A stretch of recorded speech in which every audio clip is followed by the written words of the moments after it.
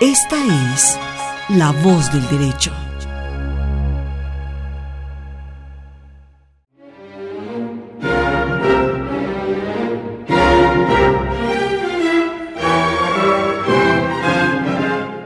Es 17 de marzo y repasaremos qué pasó un día como hoy en la historia.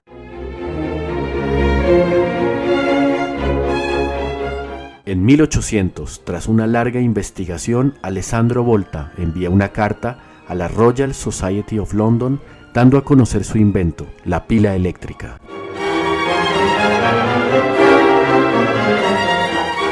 En 1830, en el Teatro Nacional de Varsovia, en Polonia, el pianista Frédéric Chopin se presenta estrenando su concierto número 2 para piano en Fa menor opus 21.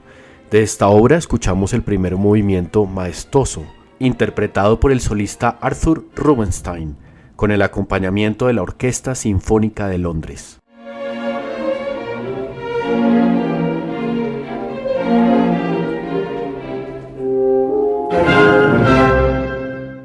En 1973, en la ciudad venezolana de Maracaibo, el boxeador colombiano Antonio Cervantes Kid Pambelé retiene el título de campeón mundial en la categoría Welter Junior, que había ganado el año anterior, esta vez frente al argentino Nicolino Loche. El mismo día, pero en 1976, Wilfred Benítez derrota a Pambelé y obtiene el título mundial Welter Junior de la Asociación Mundial de Boxeo. Con solo 17 años, Benítez es el campeón más joven de la historia del boxeo.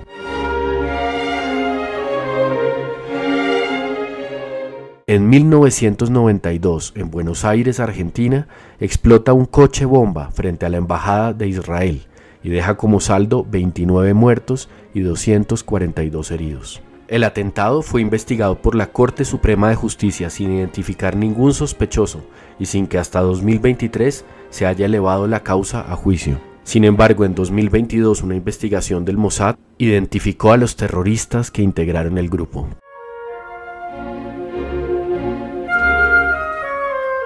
Y para finalizar, en 1861 los estados de la península itálica y las dos Sicilias se unen formando el Reino de Italia, regido por el rey Víctor Manuel II. En la proclama se establece, entre otras cosas, cómo será la bandera de Italia, que corresponde a la que es usada hasta la actualidad. Para profundizar en este tema nos acompaña el profesional en Relaciones Internacionales y politólogo Giulio Lavorato. Él es investigador de la Universidad de Génova y nos atiende en este momento desde Ginebra, en Suiza. Buenas tardes en Europa, Giulio, bienvenido. Muchísimas gracias por la invitación. Para empezar, quisiera preguntarle cómo fue el proceso histórico en el cual Italia se cohesiona por primera vez políticamente en 1861 bajo una monarquía, en este caso de Víctor Manuel II. Sí, la unidad del país constituye uno de los mitos fundadores, ¿no?, de lo que es la identidad histórica italiana. El momento de la unidad de Italia, entonces, es importante por esta razón.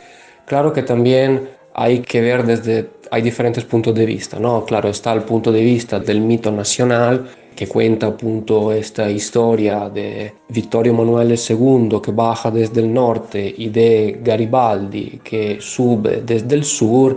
Se encuentran a la mitad del país a Calatafimi y Garibaldi entrega simbólicamente las llaves del país, mejor dicho, las llaves del sur, a Vittorio Emanuele II, que acordémonos pertenece a la casa Savoia. Los monarcas italianos pertenecen a la casa Savoia, que antes, digamos, de ser reyes de Italia, eran reyes del Reino de Sardegna, que incluía las odiernas regiones de Piemonte, Liguria y justamente Cerdeña.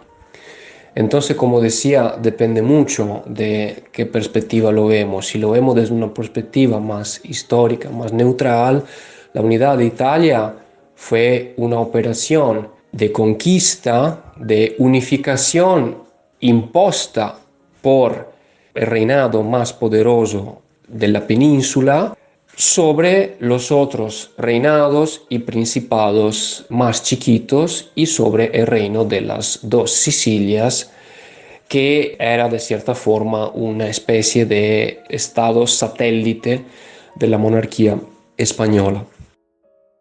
Julio, si nosotros miramos otros casos en Europa como es España o como es la Gran Bretaña, vemos monarquías muy antiguas que todavía siguen vigentes.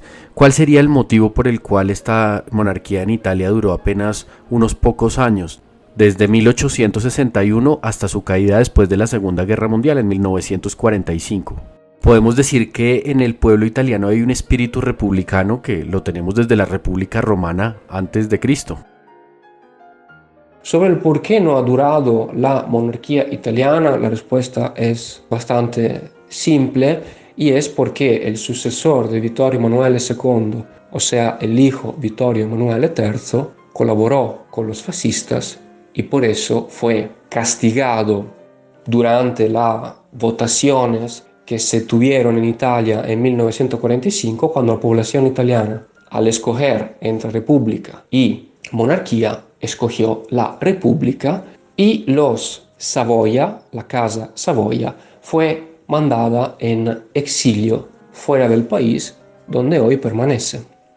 Sobre la tendencia republicana de Italia, no me sentiría de compartir la misma opinión. Primero, la experiencia republicana romana es una cosa muy diferente a la república como la entendemos y la consideramos hoy. Y del otro lado, realmente la historia republicana italiana es muy corta, es muy reciente. Durante la época del Medioevo, los ejemplos republicanos se encontraban en pocas ciudades chiquitas y muy ricas como Venecia y Génova, pero por el resto de la península estaba bajo formas de gobierno centralistas y absolutistas. Y como les decía, la República Italiana es un fenómeno bastante reciente, 1945 hasta hoy, y seguramente no podemos decir que fue un percurso siempre fácil y sin obstáculos. Hemos conversado desde Ginebra, en Suiza, con el profesional en Relaciones Internacionales y politólogo Giulio Lavorato, investigador de la Universidad de Génova, quien nos ha atendido hasta ahora. Muchas gracias, Giulio, por estas explicaciones. Muchísimas gracias por la invitación y hasta pronto.